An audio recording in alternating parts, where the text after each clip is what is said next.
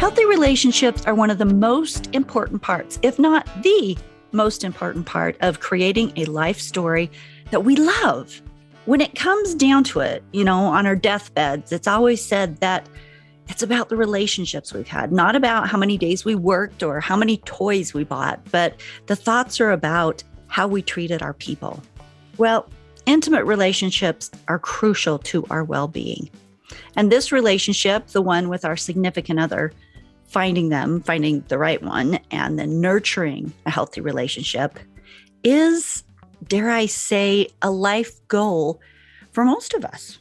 So today's guest, I'm really excited about Kimberly Hill. She is the host of the Self-Confidence Project podcast, and she is a men's life, dating, and relationship coach. That's right, I said men's. I'm excited to focus on men today.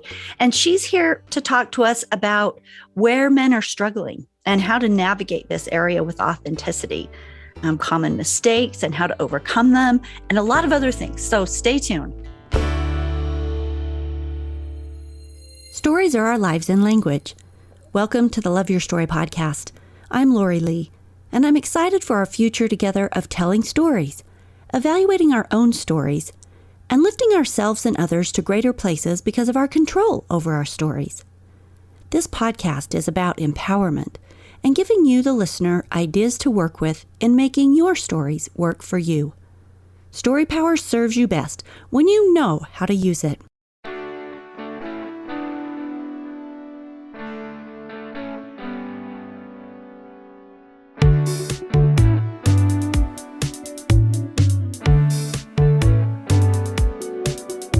Kimberly says, quote, healthy relationships are not a fantasy. They do exist, but they require more than just love. They require an equal portion of love, compassion, a deep understanding of oneself, commitment, excitement, and effort from both parties, unquote. Kimberly she has thousands of hours of direct work with men on confidence and dating and relationships, and she brings a mastery of coaching and emotional maturity practices and leadership to her clients. So she really gets at the heart of what matters. And I'm excited to have her here on this episode that's focusing on men, because I think that men often get left out of this mindset work. So, let's get started. Kimberly, welcome to the Love Your Story podcast. Thank you. I'm so excited to be here. And it was like very nice to hear all those lovely words said about me in the intro. Well, perfect then, because I want to hear more and learn more about you. Let's start with your story. How did you get into this work of helping men? I'm going to do my best to give you like the high level spark notes version, because I think a lot of people end up getting into any type of helping practitioner work because they're needing that support themselves. That's my theory anyways. And so, I was about 18, 19 years old. I was living here in Vancouver, British Columbia, Canada, which is where I'm from. And I decided, hey, I need a little bit of a break from business school and I want to go on a trip overseas. So I packed my bags and my friend and I decided we were going to take this one-way ticket to Bangkok, Thailand, and just explore and travel and understand the world, and then come back and finish our degrees and get into corporate and do what we were told, right? An adventurous soul. Yeah, exactly. And it turns out that kind of roughly estimated 2-month trip turned into me living overseas for about 10 years. So it was just too good to be true. I didn't want to come home. I ended up traveling through most all of Southeast Asia for months and months and months, just soaking up the sun and learning about myself, and making a lot of mistakes while traveling. It sounds like you very actively created the life story that you wanted, which is what this podcast is all about, like intentionally creating what you want. And the interesting thing is how often you don't know what that really is, but you sort of figure it out as you go, right? You do. Like, you have an idea of what you want to create, but you don't always know the minute details. And so here I am traveling the world, and I'm meeting people, and I meet this wonderful girl in Bali in Indonesia, and we start chatting and we become friends. And, fast forward 2 months later, I'm now in Sydney, Australia, and she's living there and I'm living there. And all of a sudden I find myself getting offered a job at one of the world's largest interdealer brokers. And here I am, Kimberly, now at 21 or 20 years old, working in financial derivatives. So I didn't, Wow. yeah, I mean, You I couldn't have didn't seen have, that coming, huh? no, I mean, I didn't even know what a derivative was. And, my plan was never to necessarily go work in the financial sector, but, I was studying business, and here I am, and the world presented this opportunity, and it was too good to be true. So I found myself working in this industry for 8, 9 years, 6 of those in Sydney, Australia, traveling from Australia to different parts of Asia and Europe. And then many, many years later, I end up moving up to Singapore for a few years. But why this is relevant to my story is because that industry is very male dominated. I worked on a broking floor, and I always get the number slightly wrong every time I tell the story, but there was roughly like 98 guys on the broking floor in Sydney, Australia. And there was one female that worked on the bonds desk, and maybe 1 or 2 females that worked in the back office. And then myself on the broking floor. And as I look around, all I can see is guys doing their job. And here I am, one of like the only females. And so this industry that I worked in, I loved and adored, and it was challenging, but I worked directly with men. And that just means you get to know them better. You're around them all the time. I worked with them, hired them, fired them, traveled with them, reported to them, went out and had beers with them, and just got to know them more deeply and more intimately, but also witness the challenge that a lot of them had dealing with a very high pressure job, pardon me, and also dealing with their intimate relationships. And in that industry, there was a lot of stress, and there's infidelity, which happens in any industry, but there was that happening because these guys are going out drinking for long hours, and mistakes happen, and there's just stress of starting families and working these jobs. And here I am, Kimberly, just young kind of girl, witnessing all of this. And these guys became family, and I ended up being very involved in their lives, and noticing where these guys were maybe breaking down or having to suppress their emotions, or trying to be like the Australian version of what men should be like, which is the same thing of what US men should feel and Canadian men should feel, tough and hide their emotions. And, at the same What time, an interesting yeah, education for you. I yeah, mean, truly. And I love that you've taken that education and done something so completely positive with it. mhm. Oh, I bet you love it. And I didn't mean to interrupt your story. I'm just No, like, that's okay. that is super cool way to learn and figure something out, because it's really real. It's boots on the ground. It's, Yeah, it's not some kind of training that somebody's put you through. You get to know these men and what works and what doesn't. exactly. Yeah. And like I said, they all kind of became family in a way. And, I got to know them pretty well, at least a lot of them. And at the same time, I was in and out of different relationships. I was trying to make it work. I was making a lot of my own mistakes too. And I'm also witnessing what men are going through. I'm also having my own experience. And I remember our CEO of the firm in Australia actually brought on like a coach/counselor to be made available to the employees. And that was my slight little door that opened to this world of coaching and the power of it. I worked with him for about a year and realized, I'm cutting the story a little short here, but I realized in that time of working with him that I really wanted to do what he did. I wanted to be the kind of person that could support others and help them understand themselves as he did with me, because what I learned about myself and how I show up in relationships and what I'm wanting out of life was so uplifting and like radically life-changing for me that I walked away from that corporate career after 8 or so years, and started this journey of wanting to build my coaching business/empire. So here I am now.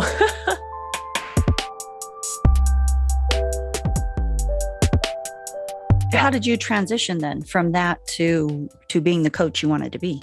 Yeah, well, not in a really straight line. I mean, I knew that I wanted to become a coach, but I didn't really know what kind of coach. I just knew I wanted to support people. And so was it women I wanted to support? Was it people that are stressed out in the corporate world? I wasn't really sure in the beginning. But I knew I wanted to do it. And so I'm the kind of person that does take big risks, and I can be a little impulsive sometimes. And so I quit this job, and it took at least 1.5 years of fumbling over myself and figuring out what coaching was and getting some training and realizing I had to start a business, and then figuring out, well, who do I work with? Like, can I help everyone, or do I have to pick a niche? And through a series of mistakes and winding bends and turns and lost money and stressful nights, I found myself back where I should have been in the beginning, which is standing up and supporting men, particularly around their emotions when it comes to their relationships with women. So here I am. And how long have you been doing that now? So I've been coaching men for, about 2 years plus now. Cool. So yeah, kind of a pandemic business, so to speak. Well, hey, you got to start sometime, huh? Yeah, totally. So in general, and maybe this isn't the best question to start off with, but in general, what mistakes do men make most in relationships? Like if we can address that, then we can, kind of launch off. Yeah, for sure. Well, we're all making mistakes, because the truth is none of us are really taught how to not only represent ourselves authentically in online dating, but what we should do to navigate that process. And men are given a lot of mixed messaging around, play the game, but yet men are supposed to pursue. But hey, shove your feelings down because you don't want to become overly emotional and all these things. So it's like, firstly, men and women both are going like, how do I even date? Because this is just overwhelming and I'm getting so many different mixed messaging. So one of the mistakes that I do see with men dating is that itself, overthinking the whole process. Right. And it's as kind of this lack of confidence that, okay, if I want to take her out and I'm just going to ask her out, or shouldn't I, or what should I do, or how should I say it? And this overthinking causes us to almost kind of paralyze ourselves. And it causes a real lack of confidence sometimes in the whole process, because we're not sure if we're doing the right thing. So first off, that's definitely, and I call it a mistake, but it's also just how we're feeling about the process, but definitely men that are overthinking and actually valuing themselves lower. So what advice do you give them in order to move out of that? Well, there's a whole bunch of different things we can do. And that's actually what I do in my one-on-one work with men. But to stop ourselves from overthinking, one of the things we can do is actually get really clear on what we're looking for. Because oftentimes we're overthinking like, oh, should I,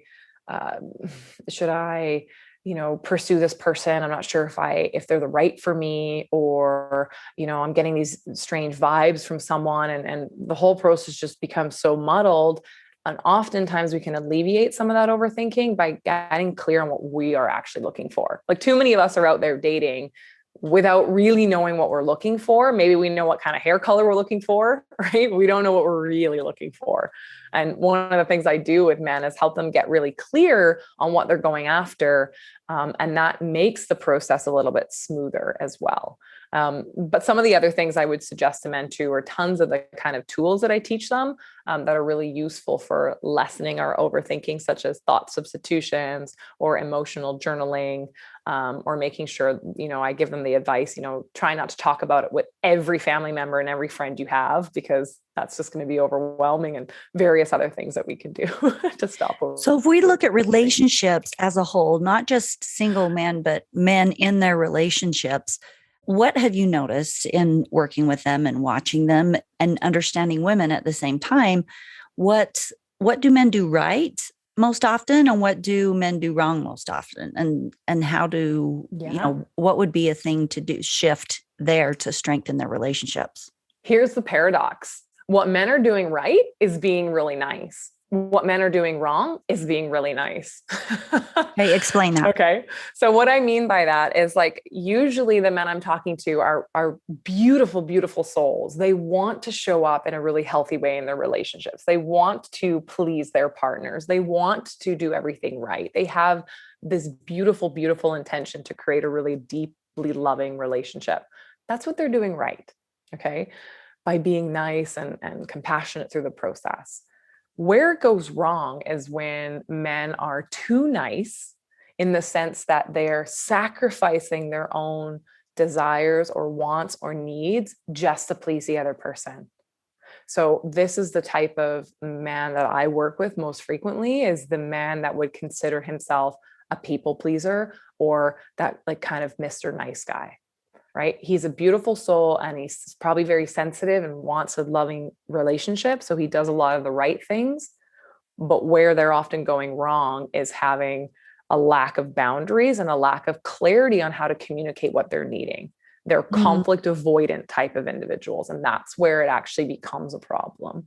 Okay. So it sounds like then the very first and most healthy space is what we're talking about before. You get really clear on the type of relationship that you want and the type of person that you want to date or be with. And then you can focus in the right direction. You're not wasting time or worrying about that every interaction needs to be successful because there's just a certain sort of thing. And you can authentically be you with your boundaries.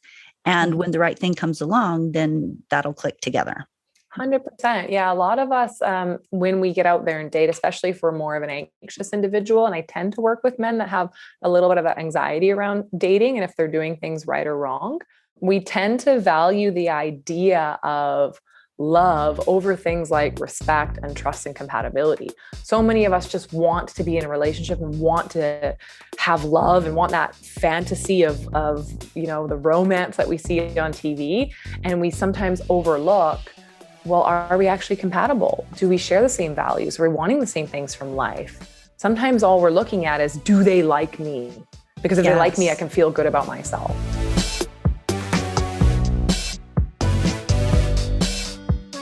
So we're often working around the mindset of saying, well, hold on. Yes, we want that person to adore us and to love us and to like us.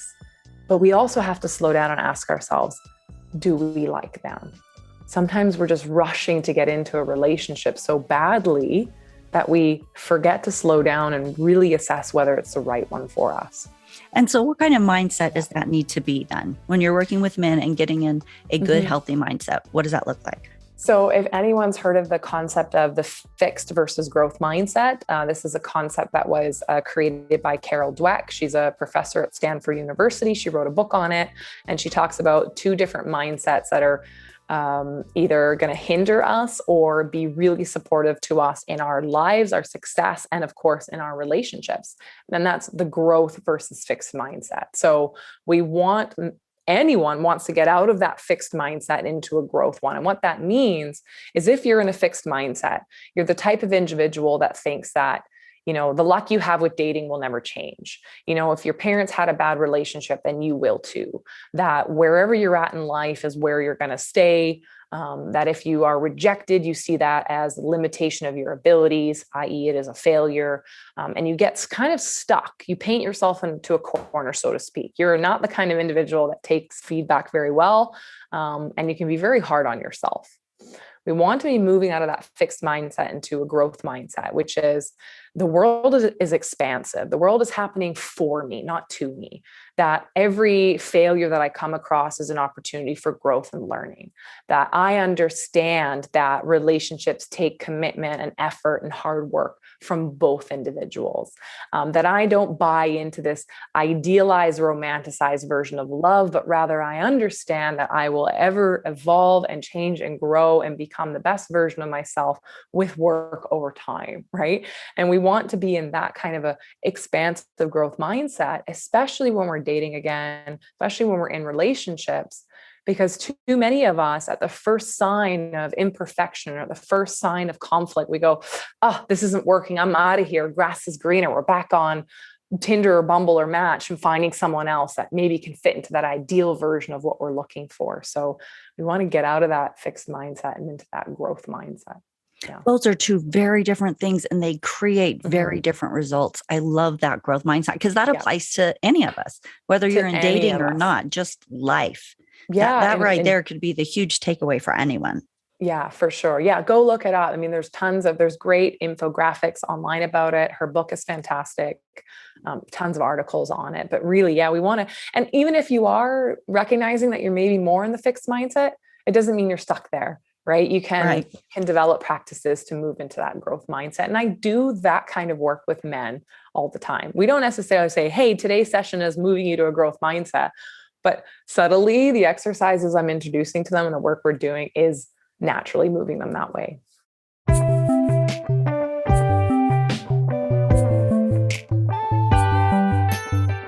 What kind of questions do men ask you most often? What are their frustrations when they come to you? Well, I hear from the single men that are wanting to date, I hear online dating is not for me. That's the most common thing I hear over and over again. And from men that are in relationships and are wanting to kind of find out what's happening there, I'm usually hearing from them, I'm trying to do everything right, but it's still not working. So those are the two things I'm hearing most often. One is online dating is not for me. Here's all the reasons why it's not, right? Or if they're in relationships, they're going, I'm at my wit's end. I don't know what's going wrong. I'm trying to do everything right and it's still not working. And what do you tell them when they're at their wit's end?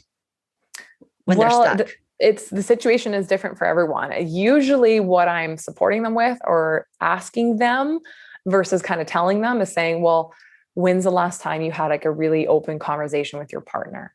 When's the last time you asked for what you really needed from your partner, right? How strong are your boundaries and how clear are you on your boundaries? And usually what they're saying there is, I haven't really had any conversations. I'm not even sure what I want or what I need. I'm kind of avoiding conflict all the time.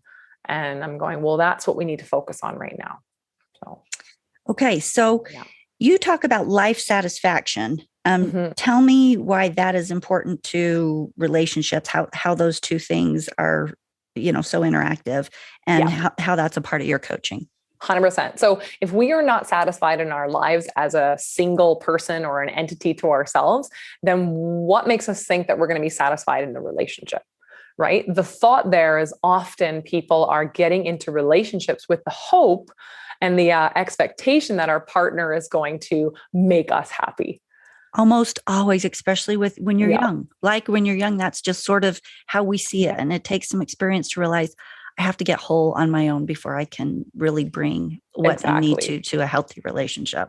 Yeah. And we've heard the saying, like, I'm 50 and my partner's 50 and that makes us a whole 100. And I'm going, no, if you believe that, maybe your life will work out well, or maybe it won't. Maybe we need to update that belief. Maybe we need to make sure. And that's why I do this life satisfaction exercise with clients. I go, well, what do you do in your life that makes you feel good?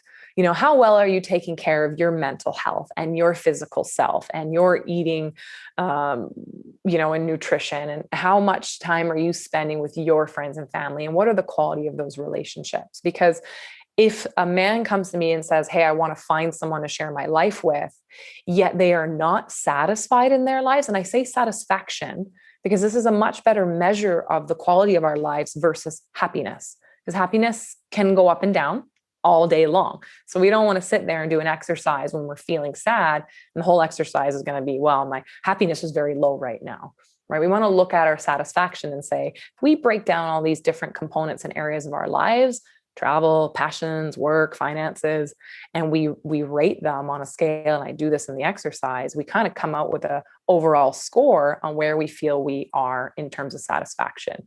If that's high, great. You're in a position where you're actually ready to share your life with somebody.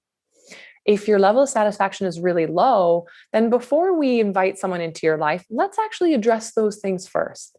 It doesn't mean that you're not worthy or ready to have a relationship. It just means that there's other areas that are important to look at and not ignore if you want to be in a healthy relationship where you're avoiding things like codependency or avoiding conflict. Right.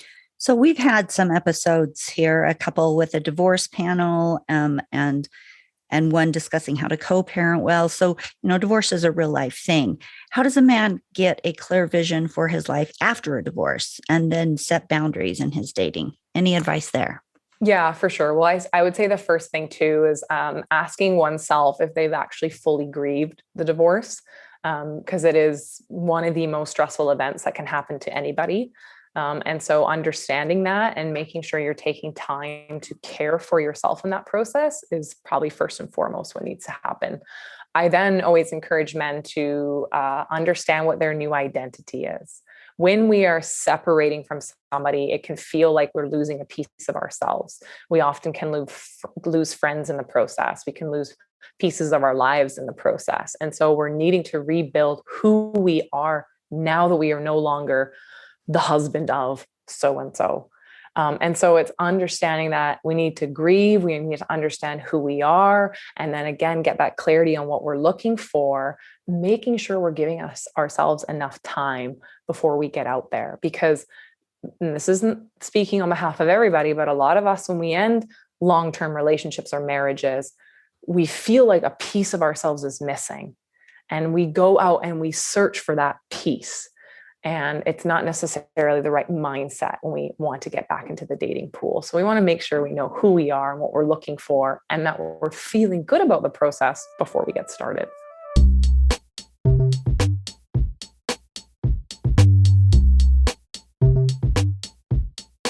How do single dads date? Are there any special rules or advice that you give them? Yeah, I would say for sure for single dads, you want to understand when it's going to be appropriate to introduce your kids to the person you're dating. And usually that's when you can see this being something that's long-term and serious. And it's understanding how you're going to carve out time for dating, knowing that you also have an obligation to be parenting your children. So I work with an individual in California who's a single dad. He has 2 kids. The dating process was a little bit slower for him as he got started. He would dedicate Saturday nights to going on dates and meeting new women. And he knew that he had his time for work, his time for himself, and his time for his kids. So he was able to get back out into the dating world while also maintaining a really healthy balance. And I think that's really important for men to keep in mind when they're also, depending on how old your kids are, having to tend to your children as well, which is a huge priority for them. So sure. And just keeping it realistic, what you see on TV and all the freedom and what it's supposed to look like and the great sex and, everything that you see that is sort of completely airbrushed. Life is different than that. And you have kids and you get to take care of them and you get to have the space that you need and bring some real life stuff in, huh? For sure. So I would just say, have some boundaries around the dating process. Be mindful of the dating process and how you want to date and what time you're going to allocate for that, because we don't often think about that. We just start dating and it can be like nothing can happen or way too much can happen. We want to make sure we're somewhere in the middle. So there's a lot of women that listen to this show. What advice, looking at things so often from the male perspective and how that works, but also being yourself a woman. If we're just talking about relationships, where do men and women often ships passing and then miss each other? And what advice do you have for anybody that may be listening on strengthening a relationship? Yeah, well, I speak from a female's perspective from my personal relationship history. And that's where I, as a woman, have been a little critical of my partners. And I guess my message to women too is, the same advice I give to men. How satisfied are you with your life? Are you looking at your partner as your partner in crime or as a man that is supposed to be providing certain things for you? Like, where are your expectations? And when's the last time, you went out of your way to do something really special and really nice for the men in your lives? Often I'm hearing from men that they feel underappreciated for all the little things they do. And they're feeling like what they don't do is what's being recognized more than what they are doing. So it's just a gentle nudge and reminder to the women out there that yes, life is tough to be a girl, I know, but take time to also appreciate the men in your life too. It actually means more to them than you think. So, and what advice do you give the men then for not missing that boat? It's care for the women in your life, make her feel like the most beautiful, radiant woman in the world, but also learn how to stand up to her. No woman wants to hear that. I know. I'll edit that out. They do though. Subconsciously, women are testing men all the time, right? Like we want to know that the men in our lives are men that are a safe place, that we can trust, that are consistent. And and maybe I don't speak on behalf of all women, but if we're always getting what we want all the time from men and we're able to kind of bend them and mold them and they're so malleable to what we need all the time, most women are going to get bored with that type of man. right? What's attractive is the man that can really stand in his masculine. It's not that he's standing up to us in a rude way or our needs are not being met. It's just he's a strong man who sticks to his values and is true in his convictions. And that's very attractive. So, yeah, I think strong values and your personal morals and convictions and knowing that you can't be pushed from those is important. 100%. Yeah. Okay, so as we close up the show, do you have any parting advice, final thoughts for nurturing relationships, for tweaking things differently? I don't know. What are your thoughts? I'll just leave that up to you. Yeah. What do you want to share? Well, I'll say the same thing that I need to remind myself of all the time. Oftentimes we have this phase in the beginning of relationships that's really magical and we wonder where it goes. It doesn't go anywhere. What actually is happening is the effort we're putting in has changed. So if you want to create the spark and the romance and those butterflies in your relationship again, then my advice to you is do what you did in the beginning of the relationship. Just start bringing that into your life again. So if it's planning dates or spontaneous surprises or opening a bottle of bubbly in the bathtub, whatever it was that you did in the beginning, here's full permission to do it again now. So, well, and novelty, we respond so well to novelty. We like fresh new things that aren't predictable. And so I think for any relationship to bring that in, and kindness, you never go wrong with kindness. Yeah, exactly. For sure. The Self-Confidence Project. This is your podcast, and it's a weekly podcast featuring conversations about life and dating and relationships and confidence and motivation. Yeah. And in each of these episodes, tell me about the show. What do you talk about? Is it you? Are you interviewing people? It's a combination of me doing solo episodes, giving practical advice and what people can do like today to get started on their journey. And absolutely, I'm bringing on phenomenal guests talking about everything from breath work to mindfulness, to trauma, to sex, to whatever it is. So it's kind of a show that covers everything related to life, and always brings it back to a relation to our intimate relationship. So it's usually quite fun. I'm laughing a lot. I usually make fun of myself in the show too. So absolutely, if that's something that you would like, I would love for you guys to check it out and have a listen. So of all those topics that you just mentioned, which ones have your listeners like really glommed onto? Talking about anxious or avoidant attachment styles in dating, and also trauma and how it impacts relationships. I'd say that's maybe the major themes that people navigate to, and confidence, how to be confident. They're big things to work through, aren't they? Yeah. You really need the foundational work, because a good, healthy relationship requires all of good foundational work. Yeah. Mm-hmm. Well, thank you for being here today. It's been wonderful to get to know you better. And her information, likewise, a link to her podcast, all that type of thing, if you'd like to get a hold of her, will be in the show notes on loveyourstorypodcast.com underneath this episode. And you can go and find it there. Yeah, check it out. Thank you so much, Lori. Thank you.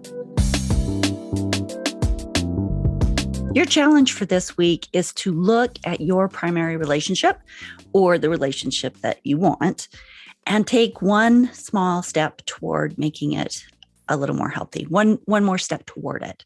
So maybe that is calling Kimberly, getting a dating coach, or maybe it's taking things back like she talked about. If you want that same sizzle and feeling to, go back and do some of the things that you were doing before that made the relationship really special when you guys were trying harder to take care of each other, right? Maybe it's just being more fully present with the person, being more kind. Or maybe it's getting okay with you. Like if you're not okay with you and your own life, that's where you need to start with that focus so that you can bring someone healthy to the relationship. Maybe it's getting clear on a boundary that's really important to you that needs to be worked into your relationship. Whatever that is, make an effort this week, a step toward that, and see what starts to shift. Now, sometimes these things, you can identify something, take one small step, and you need to take it again. You need to take it again. Repetition is where you can really make things shift, but you've got to start by small and simple things, right? Okay. Thank you for listening. Thank you for being here. And please leave a review for the show on whatever app you listen. And if you email me a screenshot of your review and your mailing address, I will mail you a Love Your Story podcast sticker. Email me at lorijlee@msn.com, LORIJLEE@msn.com, and put review in the subject line. And I will see you in 2 weeks for our next episode, where we delve into how to live your best life story on purpose. Have fun out there creating the story that you want. We'll see you in 2 weeks.